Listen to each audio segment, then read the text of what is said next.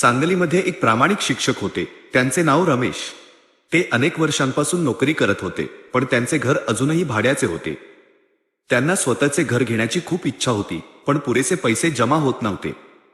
रमेश यांनी अनेक ठिकाणी कर्जासाठी अर्ज केला, पण त्यांची सर्व कागदपत्रे अपुरी ठरत होती. यामुळे ते खूप निराश झाले होते. एके दिवशी रमेशच्या बायकोने त्याला सांगितले, आपण स्वामी समर्थांच्या केंद्रात जाऊन बघूया. स्वामी काहीतरी मार्ग दाखवतील. बायकोच्या सांगण्यावरून रमेश तिच्यासोबत सांगलीतील स्वामी समर्थ केंद्रात गेले. तिथे त्यांना एक सत्पुरुष भेटले.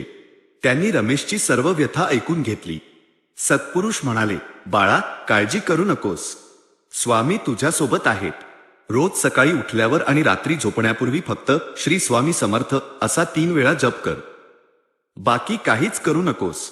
रमेशने सत्पुरुषांनी सांगितल्याप्रमाणे करायला सुरुवात केली. त्याला सुरुवातीला काही विशेष जाणवले नाही, पण त्याने विश्वास ठेवला.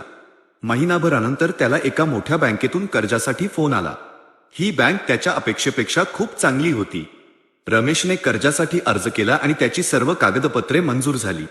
काही दिवसातच रमेशने स्वतःचे घर घेतले. रमेशला हे जाणवले की ही स्वामींचीच कृपा आहे. त्याने पुन्हा केंद्रात जाऊन सत्पुरुषांचे आभार मानले. या कथेवरून हे सिद्ध होते की फक्त नामस्मरण आणि श्रद्धेनेही स्वामी समर्थ भक्तांच्या जीवनातील अडचणी दूर करतात.